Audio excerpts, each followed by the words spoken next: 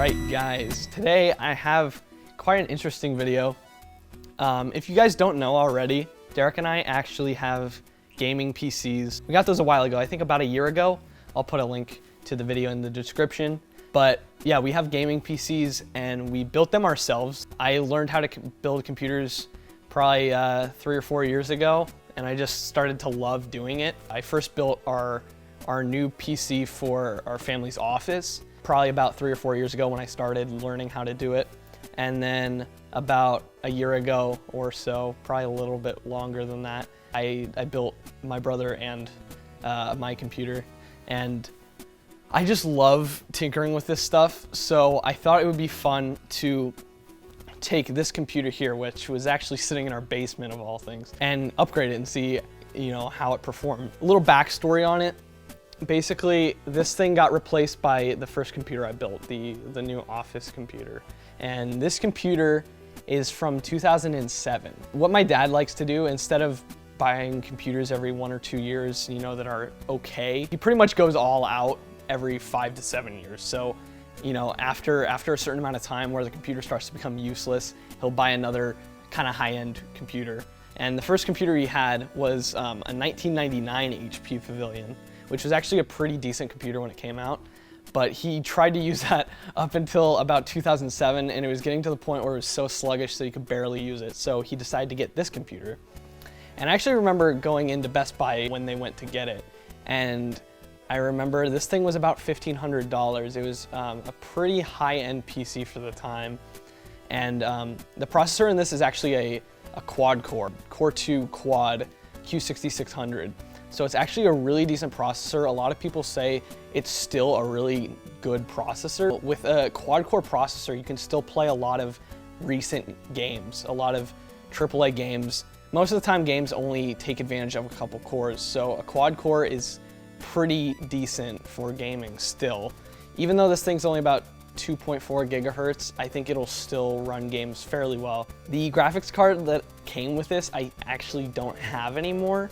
I went ahead and replaced it with a GTX 650 a while ago. And so since I want to see how this performed when it first came out, like stock configuration, I'm gonna go ahead and just pull the graphics card out when we do the tests. So it won't be quite the same, it'll be a little worse than it would have performed originally, but I want to see the improvement when we add the graphics card, so we'll do that. And the power supply in this thing actually died a little while ago, so that's why I have this box here. This has a power supply in it and some RAM, and so we're gonna be upgrading the power supply, we're gonna be upgrading the RAM and the video card, and we're gonna see how this thing performs, pretty much stock configuration and then with the upgrade. And so it should be pretty cool, guys. I hope you enjoy it, and we're gonna go ahead and open this baby up and upgrade her. All right, so we have the computer here, and really this is actually pretty easy to open up. Basically there's just like this one thumb screw on the side, and we'll slide it off and see what's inside. I've actually already been through this a little bit, so some stuff's unplugged because I was testing it, making sure the power supply itself was the issue, which it turns out it was. I went ahead and plugged in another power supply that I had laying around and seeing if that was the issue, and the computer booted just fine with the other one. So that means this thing is dead. So yeah, we're gonna have to take this thing out and replace it with the new one, which I'll open in a sec.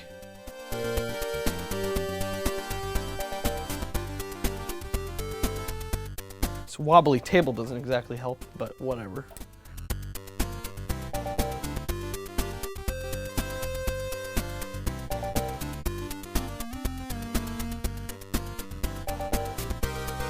Okay, so we'll turn this around here. I have the 4 power supply screws unscrewed, so the thing should slide out. There's not exactly a whole lot of space between this and the CD drive. Oh, there we go. So that thing's pretty much useless now since it's dead, so it'll probably just get recycled or whatever. And we'll go ahead and put the new power supply in. I'll open that up in a second. But like I said, I want to take the graphics card out of here so that we're not seeing the performance with this updated graphics card, because I actually did put this in quite a bit later. So for our before test, I know it's not stock configuration. It had like a GeForce GT 8500 or something like that.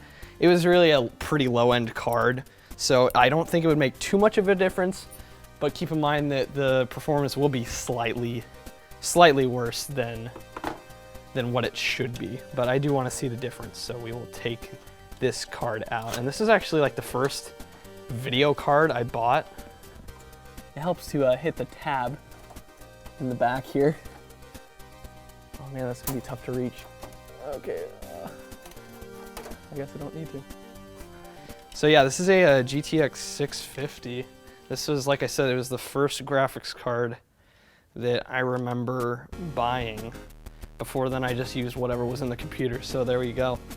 And it's actually not a bad card. It's kind of outdated, and it was like pretty like mid-level when it came out. So it's not gonna be great, but it'll run games at 1080p, most of them without much of a problem. So yeah, time for opening this Amazon box. Got trusty box cutter here. Look at this. I've never had a power supply box this small. So it's an EVGA 400 watt. 400 watt should be fine. Oh, we got these tiny little sticks of RAM. This is 4 gigabytes of DDR2 memory. So yeah, I know the computer's a bit older. The standard now is DDR3, and you know, with the super new chipset and CPU, they have DDR4 already. So a bit old, but you know, it still works, still RAM. Thought I should upgrade it. Plus it was only like 20 bucks for 4 gigs, so I was like, why not? All right, and here is our power supply. So it's like nothing special, it's pretty cheapo. I hope it doesn't go out fast. You know, with the cheaper the power supply, the cheaper the quality, of course. So I didn't like want to pay too much because it is an older computer, so it's not gonna be using that much power anyway. But this should work. And EVGA is a good brand, so yeah.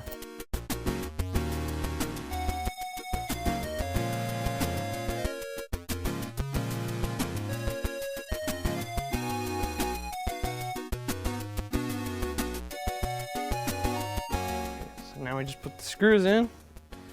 Should I use the silver or the black? We'll go with the black. The original power supply came with these silver screws, but I say we go with the black ones that came with the new one. Because why not? Even though, you know, when are you gonna look at the back of the computer at the power supply screws? But whatever.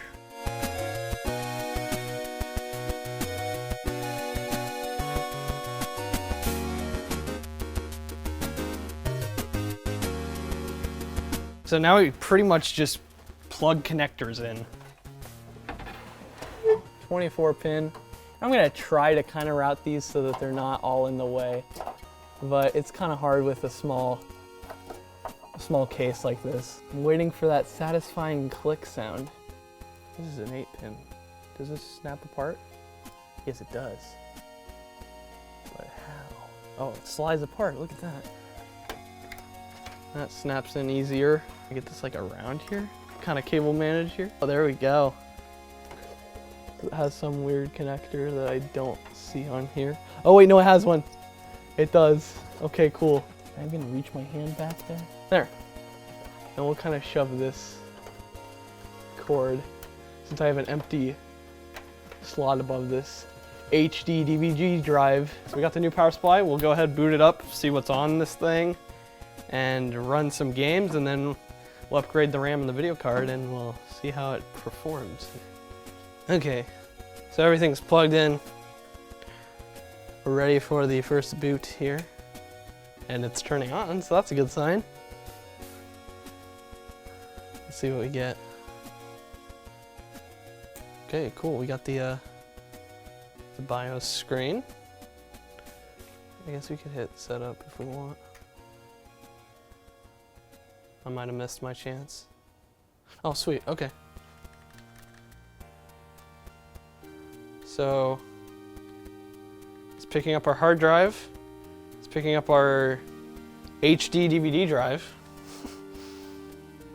We got three gigs of memory, which is what it came with. Yep, okay, so we'll just exit and let it boot up and see what comes up. All right, so the computer is running, it looks like. Restart computer to apply changes. I didn't make any changes. So we actually got a lot of stuff on here. I think this is all from when I was having this plugged in downstairs. This is kind of like our home theater computer. So yeah, I think we're gonna just go ahead and do a clean install of Windows 10, and then I'll come back, we'll install a couple games, and we'll see how they run, and then we'll add the graphics card and the RAM and see how that makes an impact. All right, so got a flash drive here with Windows 10 ready to go on it. We should be able to boot from it. We'll find out. Boot menu escape.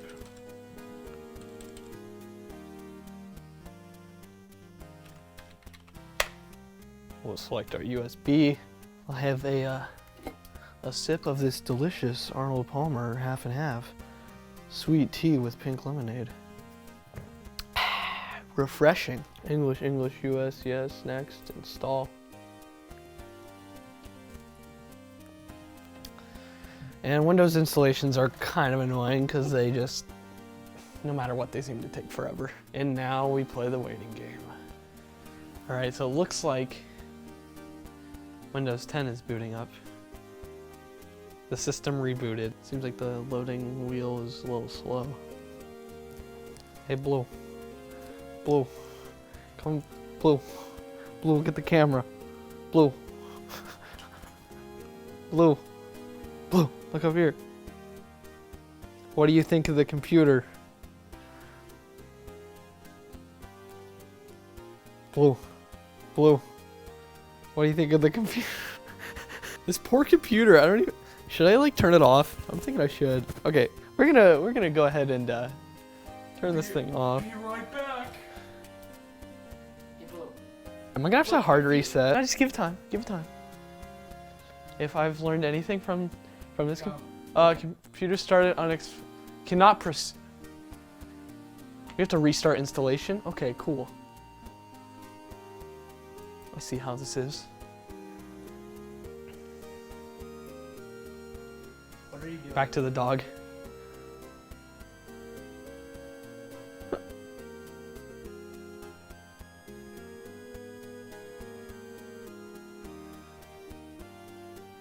Okay, he's gonna go, okay, I'm not showing that on camera. Okay, so we're redoing the Windows installation because for some reason it was stuck on getting ready for like a good half an hour. I'm going to format it this time just to make sure. Yeah, I'm recording. Can you be quiet, please? Hey, Blue. I think it's working. It restarted. Oh. All right, so we finally got booted into Windows. It's even got my little background picture there. So I think I'm gonna download 3D Mark Firestrike, which is like a benchmarking tool, and we're gonna go ahead and run that, see the score we get. All right, so I am currently installing 3D Mark to the computer, but I wanted to point out something here. I got these gadgets here for CPU, GPU, and under CPU it also has the amount of RAM being used, and we're currently using about 70% of the RAM. So that's over 2 gigabytes of the 3 gigabytes that's in here. So I think when we put the extra RAM in, it'll definitely help performance. Okay. Oh. So, we cannot even run 3D Mark without a GPU installed. I actually forgot about that. So it will not run off integrated graphics. Okay, so I thought I wouldn't have to do this, but I've resorted to Minecraft for a benchmark because it's small and honestly, it'll run. The thing with 3D Mark is that it won't run without a graphics card, so it just won't run integrated graphics.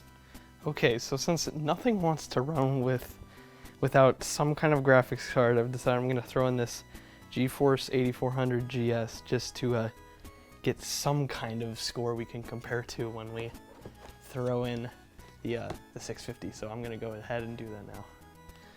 Wow, the resolution. Okay, let's go ahead and get the graphics card drivers. Come on, come on, come on, come on, come on, come on, come on. Okay, now we wait some more.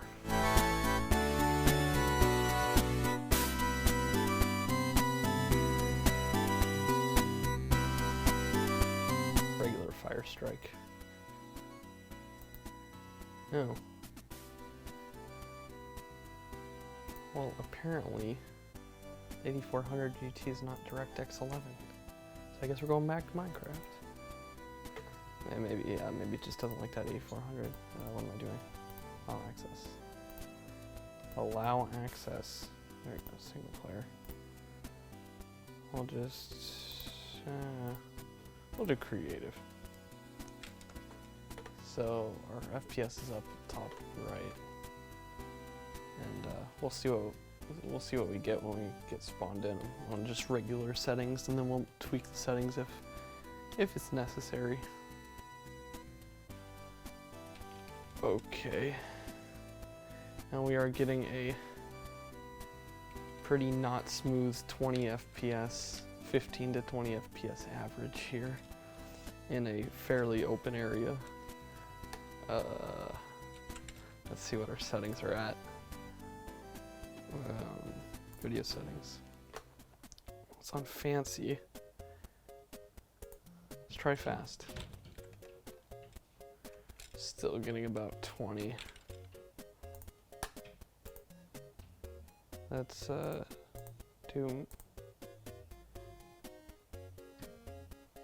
We'll do 8 chunks. How about? We'll do fast clouds.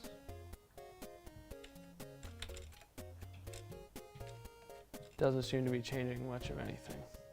So about 20 FPS it looks like for Minecraft on the 8400. And 3 gigs of RAM. Okay, so we have the computer back up here, and I'm actually gonna go ahead and install the RAM first, since I think it will be easier to do that before the graphics card. So again, we have 4 gigs of DDR2 memory, because that's what this motherboard supports. And it has 3 gigs, it has 2 1 gig sticks, and then 2 512 megabyte sticks. So I'm thinking we'll just take out the 512 ones, and that way we have 2 1 gig sticks and then 2 2 gig sticks. We'll have 6 gigs of memory. That should be pretty good. I just gotta pull these out and see which is which. These are longer sticks, which is kind of ironic because they hold less memory. So that's a 512. Okay, good, I guess correctly. Wow, just drop it in there. Yep, there's the other 512. Cool. Okay, so we'll put these in.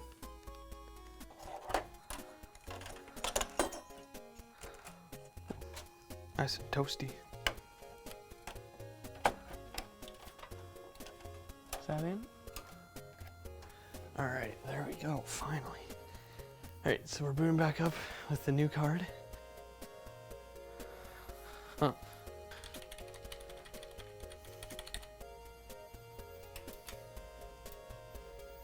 Never seen it do that before.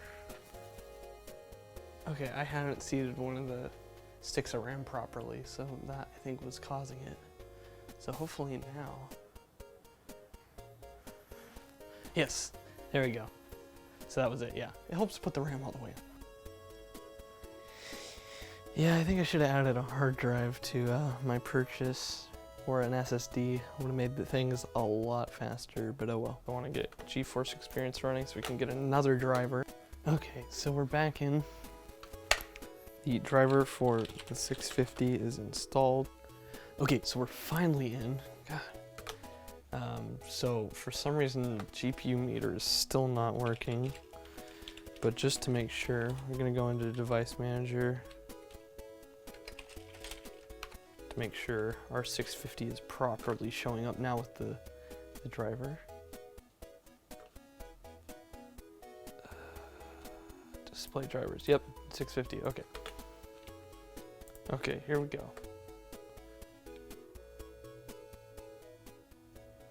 So it should be same settings we did have before. And we are getting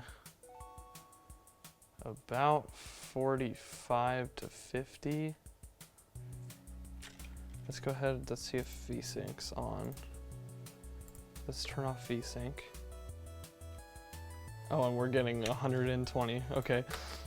Wow. Let's turn on fancy, maximum lighting, fancy clouds, particles all. Let's do 12 chunks. Let's see what we get. Still in the hundreds. Okay, now we're dipping up.